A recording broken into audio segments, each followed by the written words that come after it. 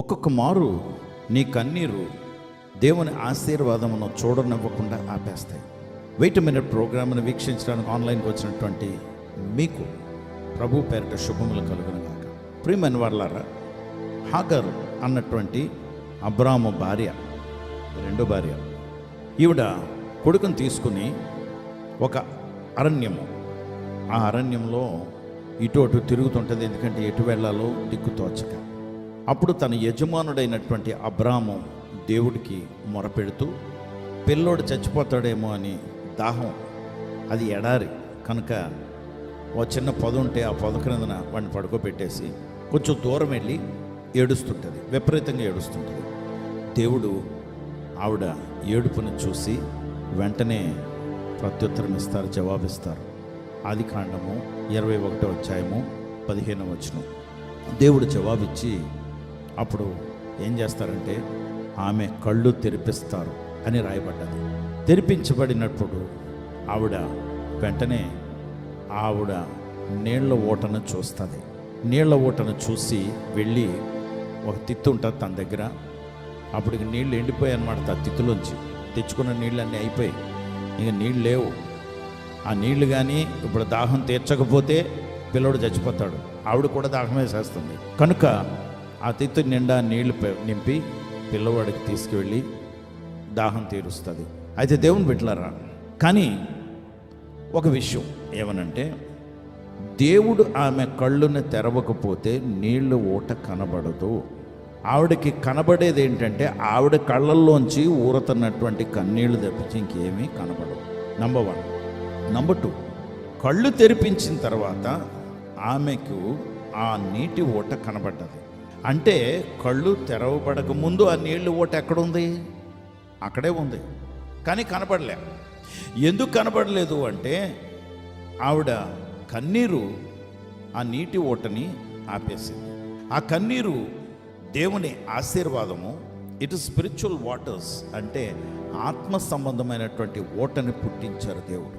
ఈ ఆత్మ సంబంధమైనటువంటి ఓటను పుట్టించినప్పుడు మన మనోనేత్రాలు వెలిగించబడితే తప్పించి, దేవుడు మన నేత్రాలను ఓపెన్ చేస్తే తప్పించి ఆయన ఆశీర్వాదం ఏంటో మనకి కనబడదు. ఈ లోక సంబంధమైనటువంటి విషయాలు మనల్ని, మన కంటిని క్లౌడ్ చేసేస్తుంటాయి, మేఘాల్లా కమ్మేస్తాయి. అందుకే దేవుని ఆశీర్వాదాలు, దేవుని హస్తము, దేవుని విషయాలు మనకి కనబడకుండా ఉంటాయి.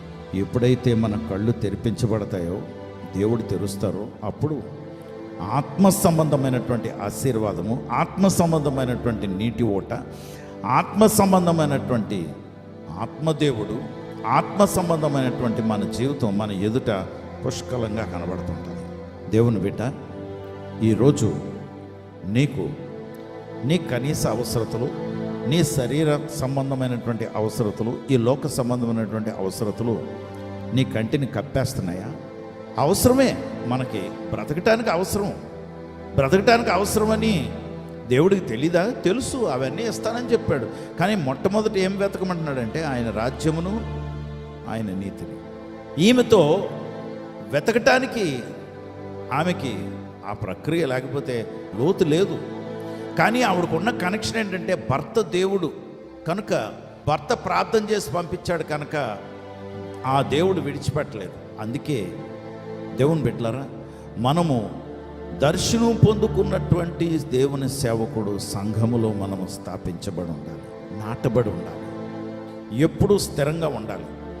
ఆ దర్శనం పొందుకున్నటువంటి సేవకుడిని విడిచిపెడితే నువ్వు ప్రయాసపడుతుంటావు, నువ్వు చీట్ చేస్తుంటావు, నువ్వు రకరకాలుగా చిందులు తొక్కి నువ్వు బ్రతకటానికి ఎన్నో నాటకాలు ఆడతావు. Do you think what you are doing is God's will? నువ్వు చేస్తున్నది దేవుని చిత్తం అనుకుంటున్నావా? ఆయన కళ్ళు తెరవాలి, ఆయన నిన్ను ఆశీర్వదించాలి, ఆయన నిన్ను ఆత్మీయ జీవితంలోకి తీసుకువెళ్ళాలి. అందుకే యోహాను సువార్త 7వ అధ్యాయం 37వ వచనంలో ప్రభు అయినటువంటి యేసు ఆ పండుగ దిన, మహాపండుగ దినాన్న ఆయన బిగ్గరగా అరుస్తూ చెప్తున్నారు, నా యందు విశ్వాసం ఉంచి వాడు ఎవడో వాడు కడుపులో నుండి ఏం ప్రవహించును? జీవజల నదులు ప్రవహించు. ఈ నీటి ఓట భౌతికంగా బయట కనబడ్డది, కానీ ఇప్పుడు నూతన నిబంధనలో ప్రభు అయినటువంటి యేసు భూమి మీదకి దిగి వచ్చారు కనుక ఆయన మన కొరకు సిలువ మీద చనిపోయి మన కొరకు మన పాపమును క్షమించారు కనుక ఆయనను క్షమాపణ అడిగితే ఆయన అంటున్నారు, మీ కడుపులో నుండి, మీ నాభిలోంచి, మీ మధ్య భాగంలో నుంచి జీవజల నదులు పారతాయి. హల్లెలూయా, గ్లోరీ. ఎంత గొప్ప దేవుడు అండి, ఎంత గొప్ప దేవుడు. అందుకే ఇంత గొప్ప భాగ్యం మనకి ఇచ్చారు ఆ ప్రభు అయినటువంటి యేసు. ఆయన్ని అంగీకరించండి, మీరు ఆశీర్వదింపబడండి, అనేకులకు ఆశీర్వాదకరంగా మీరు అవ్వండి. పరిశుద్ధుల ప్రభా, మీకు వందనాలు, స్తోత్రాలు. నీ బిడ్డలను జ్ఞాపకం చేసుకోండి, నీ కొరకు ఆయుక్తపరచుకోండి, బలపరచండి. వారు మధ్య భాగంలో వారిలోంచి జీవజల నదులు పారునగాక. నీ కొరకు ఆయుక్తపరచుకోండి ప్రభా, ఆశీర్వదించండి. యేసు నామములో ప్రార్థించి వేడుకొంచున్నాం తండ్రి, ఆమేన్.